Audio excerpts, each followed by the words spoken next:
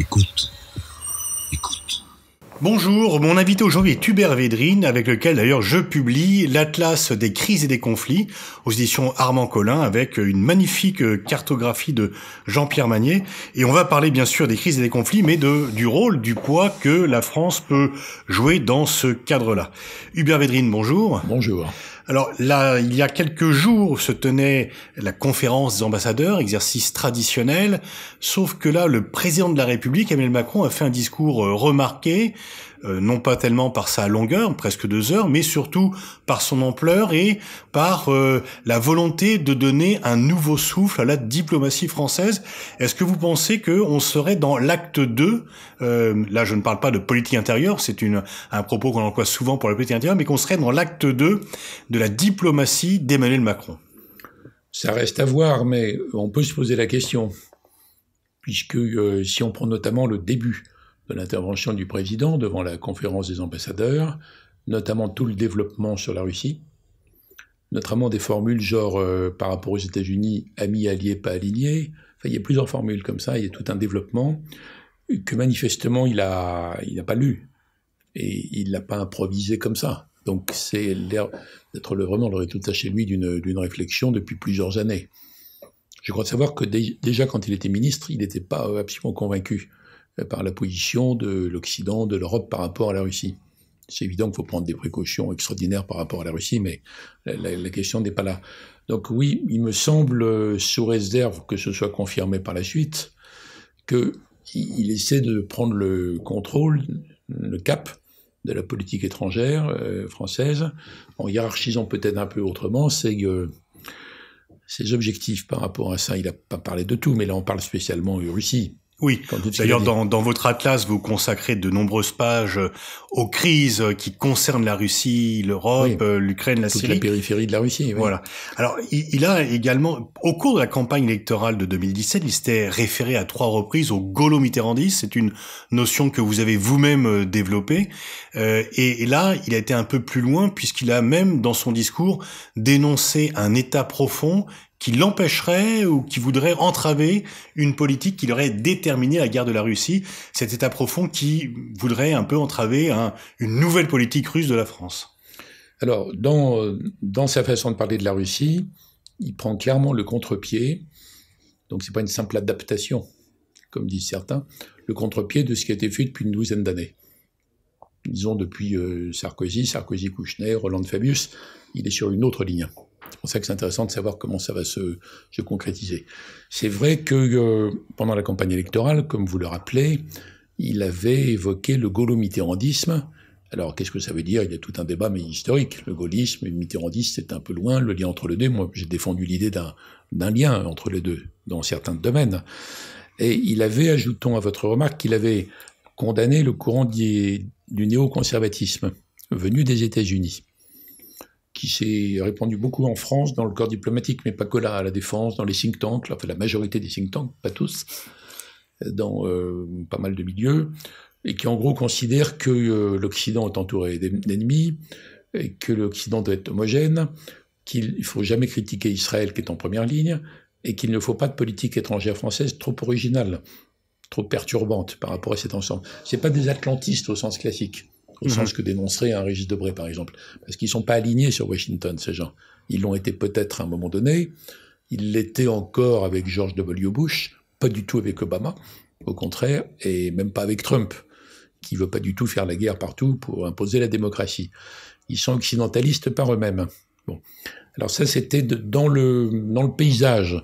Mais quand Emmanuel Macron, candidat, avait dit ça, aussitôt ça avait déclenché dans l'année suivante, 2017-2018, plusieurs articles pour attaquer le gaulo-mitterrandisme. On peut se demander pourquoi, parce que c'est un débat très intéressant, historique. Qu'a fait De Gaulle, qu'a fait Mitterrand, qu'est-ce qui est dans cette lignée ou pas aujourd'hui, mais pourquoi cette attaque? Ces attaques, j'avais d'ailleurs écrit moi-même dans une revue en réponse, parce que manifestement, ces gens craignaient que Emmanuel Macron aille trop dans ce sens. Donc c'était une attaque préventive. D'autant que les fameux néoconservateurs, néocons en résumé, qui sont tous sauf cons, c'est souvent des gens brillants, intelligents, intéressants, etc., donc qui ont leur propre ligne. Ils défendent l'idée qu'il n'existe pas. Oui, parce que donc, lorsque... ils sont à l'aise dans cette espèce d'obscurité, vous voyez, sous le radar par rapport à ça. Donc ils n'aiment pas cette mise à jour. Le paradoxe, c'est qu'en fait, ils disent que le gaulo-mitterrandisme n'existe pas alors que le président de la République fraîchement élu s'en réclame, et que le néoconservatisme n'existe pas alors qu'ils appliquent eux-mêmes cette ligne, et qu'ils vivent cachés. Le qui est censé pas exister, existe assez pour qu'ils l'attaquent quand même. Voilà. Alors vous parliez d'État profond. Alors c'est un terme qui existe depuis très longtemps, qui avait été employé notamment, je crois, on le voit à propos des Pentagon Papers, puisque c'est tout le système. En gros, c'est l'administration, quoi. C'est l'administration dans les domaines de pas que de la diplomatie. On pourrait parler de ça à propos des ministères des Finances, aussi. Donc diplomatie, défense, les agences, le renseignement, etc. Et donc c'est quand une administration a sa propre position et qu'un président qui veut bouger, comme De Gaulle, il y a très très très longtemps, quand il a voulu développer la culture de la dissuasion à laquelle l'armée n'était pas du tout prête et réticente, bon, il veut bouger, ça ne suit pas. Ça ne suit pas. Alors certains se sont indignés de la comparaison parce qu'on l'emploie aussi beaucoup à propos de la Turquie. L'administration kémaliste qui voulait résister à la réorientation islamiste. Bon, mais ça veut dire en gros que y a une administration qui suit pas forcément les impulsions du président. Certains ont trouvé ça choquant, mais bon, après tout, c'est une réalité. C'est pas forcément politique, mais ça nous renvoie à la question s'il y a une résistance dans l'administration française d'aujourd'hui sur le retournement de vapeur, de direction que veut lancer le président, on va le voir. Donc, ce qui est intéressant, c'est la suite. Comment se passe la mise en œuvre de cette orientation, qui, si j'ai bien compris, est une orientation à long terme. Il ne s'agit pas de brusquement de re-rencontrer Poutine, d'obtenir des résultats miraculeux dans la semaine qui suit. C'est un processus. L'idée d'essayer de reconstruire un cadre, un processus autour d'une architecture européenne de sécurité, ce que même Kissinger regrette qu'on n'ait pas fait. Même Kissinger. Bon, c'est un processus à long terme. Évidemment, ça inquiète les Polonais, les Allemands, toutes sortes de gens. Les Américains sont jaloux. On ne sait pas si ça va marcher. On ne sait pas du tout, indépendamment des résistances internes. Mais l'enjeu, à mon avis, mérite d'être tenté. Donc, personnellement, j'approuve absolument cette tentative et je pense que c'est pas une inflexion. Je pense que c'est une volonté de réorientation. Comment vous expliquez cette crispation, presque 30 ans après la chute du mur de Berlin, sur la Russie, qui est perçue comme une sorte de simple continuation de l'Union soviétique, en lui prêtant d'ailleurs y compris une puissance qu'elle n'a peut-être pas? Il me semble que, après, la chute du mur, c'est une date exagérée, qui est émouvante, mais c'est pas la date clé. Disons, après la fin de l'URSS, il me semble que beaucoup de forces aux États-Unis, partant de là, se sont dit c'est terrible que nous n'ayons plus d'adversaire principal. Vous vous rappelez de la déclaration historique d'un conseiller de Gorbatchev, disons aux Américains, Arbatov, on va vous faire un coup atroce, on va vous priver d'ennemis. Alors le système américain ne veut pas être privé d'ennemis. État profond, complexe militaro-industriel, comme disait Eisenhower, c'est la même chose. Donc ils ont besoin de maintenir l'idée que la Russie est effrayante et repoussante. Alors il y a eu une combinaison d'ailleurs, parce que après la fin de l'URSS, début de la Russie, je pense que l'Occident était idiot avec la Russie, l'a traité comme quantité négligeable, alors que Poutine était relativement pragmatique et disponible dans les 2 premiers mandats. Après, non. Bon. Mais pour le système américain, c'est formidable d'entretenir l'idée d'une Russie menaçante. Alors, il faut évidemment un peu tirer les choses par les cheveux, parce que elle est beaucoup moins forte que l'URSS, beaucoup moins menaçante, elle s'ingire beaucoup trop, mais beaucoup moins que faisait l'URSS. Bon. Donc ça, c'est disproportionné. Alors moi, j'ai une thèse là-dessus, c'est que quand l'URSS s'est effondrée, en gros, on a dit on a gagné. Vous vous rappelez, la fin de l'histoire, on a gagné par chaos. Bon. Donc les autres, on s'en fiche, ils sont marginaux, ridicules. Et les Russes étaient censés devenir des sortes de, de sociodémocrates scandinaves, quoi, des choses comme ça. Ils sont restés russes. Ils sont quand même au minimum très patriotes, si ce n'est nationalistes. Et puis ils considèrent que l'Ukraine est russe, et puis surtout la Crimée, enfin tout un ensemble. Donc il y a une espèce de frustration horrible en Occident en disant mais c'est incroyable que ces gars-là ne soient pas laissés normaliser. Et donc il y a une sorte de réaction arrogante, possessive, ça rend service que ce soit un adversaire. Encore une fois, si j'étais balte, je me méfierais. Hein. Je ne dis pas du tout qu'il faut négliger la menace que représentent les Siloviki, tout le système russe. C'est pas ça que je dis. Mais ça conduit à une impasse ridicule. Et à mon avis, ça a servi jusqu'à ce qu'arrive cette grosse brute de Trump, qui est répugnant sur le plan personnel, mais qui n'a pas tort sur tous les points en géopolitique. Ça a servi à ne pas voir le grand défi chinois. Parce que ça, c'est tellement énorme. C'est tellement plus gros. C'est tellement plus terrorisant. On sait tellement pas quoi faire que le système a continué à entretenir son adversaire principal, tellement commode, la Russie, et Poutine décrit sur des jours sans arrêt repoussants. Puis il donne un peu quelques éléments dans ce sens. Et ça permettait de ne pas voir la Chine. Et il fallait vraiment de grosses brutes incultes qui arrivent et qui disent « Non, le problème, c'est la Chine ». Et aujourd'hui, même Kissinger, qui était l'inventeur de la géniale politique chinoise de l'Amérique contemporaine, il dit « Je reconnais qu'il n'a pas tout à fait tort sur la Chine. Il veut garder un lien stratégique quand même, mais bon. » Donc voilà pourquoi la menace russe a été tellement entretenue, plus le fait que l'Occident est revenu au manichéisme, c'est le combat du bien contre le mal, donc c'est assez facile d'alimenter ça, mais ça n'a rien à voir avec une politique étrangère sérieuse, tout ça. Alors, dans son discours, Emmanuel Macron a dit que ça serait une erreur de pousser la Russie dans les bras de la Chine, ce que disent aussi aux États-Unis des gens comme Stephen Walt ou John Mearsheimer, que si la Chine est le défi principal, autant ne pas consolider par des alliances. Oui, c'est des réalistes, justement. Et c'est des réalistes, justement, voilà. Et il a également eu cette parole, quand même, dire nous devons être l'allié minoritaire ni des États-Unis ni de la Chine, on est un peu sur le même plan. Comment voyez-vous que la France peut jouer sa relation avec la Chine du fait de la disproportion du poids? Lorsque Mitterrand arrive au pouvoir, on se rappelle d'ailleurs moins, il fait un premier déplacement juste avant son élection en Chine, mais à l'époque, la France a à peu près 3 fois le PIB de la Chine. C'est plus le cas aujourd'hui, c'est même strictement l'inverse. Oui, d'ailleurs, dans le voyage en 83 en Chine, j'étais preneur de notes, moi, dans l'entretien entre Mitterrand et Deng Xiaoping, comme Mitterrand avait dit par courtoisie, je pense. Un jour, la Chine aura beaucoup à nous apprendre. Deng avait souri en disant oh, « Je vous remercie, peut-être un jour, dans très longtemps ». Bon, ça a été relativement vite après, par rapport à ça. Mais je ne crois pas que la tentative de reconstruction d'une politique étrangère française qui soit pas simplement enfermée dans une guerre de position. Vous savez, on prend position sur plein de trucs, donc maintenant on prend une guerre de position, c'est une guerre de tranchée, quoi. Une politique qui redevient dynamique, offensive, mouvante, c'est pas la question numéro 1, ça.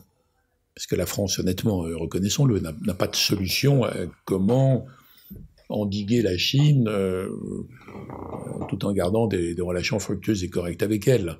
Évidemment, on peut faire des références à l'idée indo-pacifique et s'intéresser aux Japonais, aux Coréens, aux Vietnamiens, aux Australiens, l'Inde et compagnie. Mais non, le vrai enjeu pour nous, c'est de retrouver un peu plus d'autonomie mentale et opérationnelle avec les États-Unis, amis, alliés, pas alignés, et qu'après on remette en marche un processus qui permettrait à l'Europe dans quelques années, mais si possible avant l'élection américaine, donc encore plus court que ça, d'avoir sa propre idée sur qu'est-ce que c'est que la sécurité en Europe, avec les États-Unis toujours, mais avec la Russie. Donc là, il y a une opération que la France essaie d'enclencher, qui me paraît d'une importance stratégique, et je dirais que la question de la Chine va se poser après. Donc dans l'immédiat, ce qu'on pourrait faire les Européens, quand même, c'est de faire comprendre aux pays d'Europe qui entrent dans le jeu des sommets chinois, vous savez, 16 ou 17 plus 1, où la Chine récupère les pays dans lesquels... Balkanique et centrale. Ouais. Oui, la Grèce, des pays comme ça. C'est quand même incompatible avec une tentative d'élaboration d'une position européenne homogène. Donc ça pourrait quand même se dire, non pas aux Chinois, mais aux Européens. Mais je ne pense pas que ce soit la priorité de redéfinir globalement la relation avec la Chine. Il faut prendre plus de précautions dans tous les domaines que l'on connaît, mais la reconstruction passe par les 2 autres étapes avant, je crois. Dans ce monde turbulent de crise des conflits que nous décrivons dans l'Atlas, et dans un monde où la place relative de la France diminue naturellement par rapport à l'émergence des autres. Vous aviez dit quittant l'Élysée en 95 qu'aucune des évolutions stratégiques naturelles n'est favorable à la France naturellement. Comment faire encore entendre une voix spécifique? Comment faire encore valoir une approche française de la géopolitique?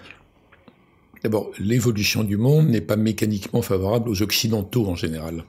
Ils ont dominé et conduit les affaires du monde pendant 3-4 siècles. Après, il y a eu les décolonisations, qu'on a essayé de revenir un peu à travers les théories de l'ingérence, mais enfin, ça marche pas tout ça. Donc c'est global, c'est pas que la France. Mais je partirai pas de l'idée comme une sorte de vieil acteur ou vieille actrice un peu frustré qu'on lui propose pas de rôle, comment j'ai un rôle spécial, moi, bon. Non, on a des intérêts vitaux à défendre, quoi qu'il arrive. Ça serait la même chose si on était 10 fois plus gros, 10 fois plus petit. Donc moi, je ne pars pas de l'obsession de la singularité.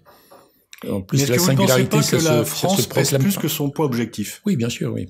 Elle pèse beaucoup plus, bien sûr, qu'avant, mais ça n'a pas changé, ça. Mais je ne pars pas d'idée qu'il faut absolument dire des choses originales. Si on a une idée absolument géniale pour régler des problèmes sur lesquels les autres se cassent les dents, tant mieux, on va le dire. C'est pas la peine de le proclamer à l'avance. Bon. Donc je pense qu'il faut qu'on retrouve le sens des intérêts bien compris, à court, moyen et long terme, et que naturellement ça comprend nos principes, nos idées, ce qu'on appelle les valeurs dans le langage d'aujourd'hui, mais ça ne peut pas se substituer à la défense des intérêts. D'ailleurs, un pays qui est incapable de défendre ses intérêts, quand il parle des valeurs, les autres ne l'écoutent pas, en réalité. On peut se faire écouter à usage interne, dans l'opinion interne, mais ça ne fonctionne pas. Donc voilà pour moi le cheminement. Après, on verra bien. Si on a une idée extraordinairement originale, par exemple, pour relancer au Proche-Orient l'amorce d'un processus. Il n'y en a plus depuis des années. Tout le monde a baissé les bras.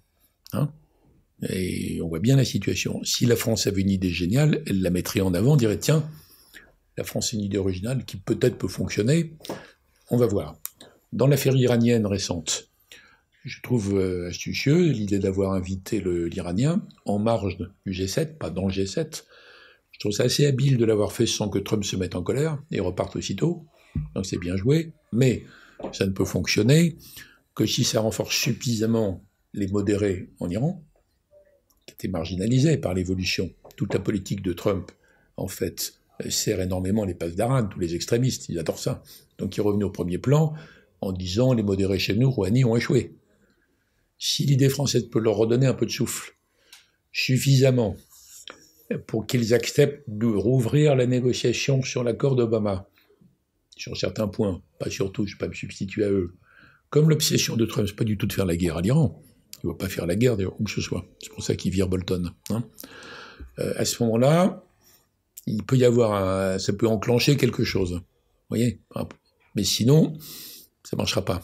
Mais c'est le rôle de la France, puisque vous parliez d'un rôle un peu spécifique, c'est pas le rôle de la France de plastronner ni de proclamer qu'elle est spéciale, mais c'est de trouver des approches originales sur plein de sujets. Et si elle ouvre la voie sur la Russie à une redéfinition intelligente et réaliste de notre voisinage avec la Russie, ça sera formidable. Voilà comment je vois son rôle. Les Européens ont gardé un front commun sur le problème iranien, à la fois en dénonçant la dénonciation de Trump de cet accord et en restant solidaires sur le fait de trouver une solution, même si dans les faits, il est quand même difficile de dépasser l'interdiction de Trump. On a aussi un nouvel exécutif en Europe qui a l'apparence d'une plus grande mobilité et d'une plus grande volonté. Le fait que Mme Den Leyden ait parlé d'une commission géopolitique, est-ce que vous pensez que l'Europe a pris, du fait du facteur Trump, du fait du facteur chinois, du défi russe, que l'Europe s'oriente un peu plus vers une autonomie stratégique que beaucoup appellent de leur vœu, mais que l'on ne voit pas beaucoup? Un tout petit peu. Je le souhaite beaucoup, comme vous, depuis longtemps. Je l'espère. Mais c'est quand même fragile. Donc est-ce que l'Europe va cesser d'être, ce que disait il y a 25 ans, l'idiot du village global, notamment en matière commerciale? Je le souhaite. Est-ce qu'elle va cesser d'être une sorte de bisounours dans un monde de Jurassic Park? Je le souhaite aussi. Ou comme l'a dit merveilleusement bien Zygmunt Gabriel, ce qui ne veut pas que je cite que mes propres formules. Jigmar Gabriel a dit il y a quelques mois, nous sommes des herbivores géopolitiques dans un monde de carnivores géopolitiques. Et bientôt on va être des véganes, et ensuite on sera des proies. C'est encore plus intéressant qu'un ancien ministre allemand dise ça qu'un Français. Mais c'est très fragile. Quand Madame Merkel avait dit après avoir vu Trump, on peut plus compter sur eux, en fait. Il faut qu'on s'organise mieux entre nous. Ça n'a rien produit, en fait. Donc c'est très, très, très fragile. C'est pour vous le facteur, clé, c'est la position de l'Allemagne? Non, c'est le mental, comme on dit chez les sportifs. Ouais. Et chez tous les Européens. Ils ont vraiment cru, après la fin de la guerre, avec l'Alliance, toute la construction européenne, on l'oublie, s'est fait sous l'abri de l'Alliance. Et puis, c'était très intelligemment poussé par l'Amérique de l'époque, plan Marshall, etc. Bon, les Européens ont conclu qu'ils étaient débarrassés de la question stratégique, que c'était fini. Et si la Grande-Bretagne et la France ont gardé ça, au début, c'est que pour des raisons coloniales. Après, c'est transfiguré par De Gaulle, d'une autre façon. En tout cas, c'est pas dans l'ADN. Ça n'a jamais été dans le projet européen d'origine de faire une puissance. Jamais. Jamais, jamais. Donc il y a toute une conversion à faire. C'est pas évident. Depuis au moins Mitterrand, il y a eu des centaines de colloques sur l'Europe de la défense. En gros, ça n'a rien donné parce que les Européens ne veulent pas lâcher le système actuel. Ils veulent pas dépenser plus. Ils sauraient pas comment transformer les armées en armées combattantes. On ne saurait pas qui met à la tête ni qui donne les ordres. Donc c'est pour le moment insoluble, sauf si en effet il y a un effort dans le sens que vous indiquez et qu'ils se disent tous, on va constituer enfin le pôle européen de l'Alliance, gardons l'Alliance, c'est mieux, et ça sera apprécié par les Américains qui trouvent le fardeau trop lourd. Mais ça, c'est une martingale. Enfin bon, vous voyez, on n'en est pas là. Donc je crois qu'on est au début d'un processus qu'il faut nourrir par des arguments très convaincants, pas par des discours, par des arguments très convaincants, pour expliquer aux gentils boy scouts européens que la communauté internationale, c'est pas pour tout de suite. Et qu'il faut donc que l'Europe se métamorphose en un acteur géopolitique, une puissance raisonnable, pacifique, mais pas pacifiste, vous voyez. Bon, je suis pour, hein, mais il y a du chemin à faire encore. Et on verra bien si la commission von der Leyen va dans ce sens. Mais disons que c'est un projet français ancien, depuis De Gaulle, nourri par Mitterrand également. Oui, mais ça n'a pas marché. Et ça n'a pas marché, mais est-ce que le facteur clé, un changement de l'Allemagne, vous citiez Madame Merkel horrifiée par l'attitude de Trump, est-ce que cela peut faire changer les Allemands? Rappelez-vous quand même que lorsque Gerhard Schröder était chancelier, il s'est opposé avec vigueur à la guerre d'Irak. Oui, mais il suffit pas de... C'est très bien d'ailleurs. Si Schröder avait été resté chancelier, toute la suite, on l'a oublié, hein, de la relation franco-allemande et européenne aurait été différente. Et donc de la relation euro-russe, euro-américaine. Il y a un scénario écrit. Bon, ça s'est pas produit. Ça s'est pas produit. Et il suffit pas que Schröder ait eu raison avec Chirac sur l'affaire de l'Irak pour que les Allemands dans leur ensemble comprennent, et les autres, les Danois et tout le monde, comprennent que l'Europe ne peut plus se permettre de ne pas être une puissance. Donc c'est pas fait encore. Il reste un travail énorme à faire en étant très, très convaincant. Regardez, dans l'affaire russe, c'est pas étonnant que les Polonais et les Baltes s'inquiètent de l'ouverture française. Mais en quoi est-ce que c'est incompatible de recommencer à parler avec la Russie comme Kissinger faisait avec l'URSS, hein, tout en assurant la sécurité des Baltes et des Polonais? Il n'y a aucune contradiction, en fait. Donc il faut avancer pas à pas, démontrer pas après pas que c'est une approche qui vaut le coup. Mais au point de vue des mentalités européennes, peut-être vous avez raison, il y a une petite disponibilité plus grande qu'il y a quelques années, y compris en Allemagne, mais c'est encore très, très, très, très faible. Il ne faut pas considérer ça comme acquis. Pas encore. Merci Hubert Védrine pour ce tour d'horizon et ce débat sur une éventuelle nouvelle étape dans la diplomatie d'Emmanuel Macron.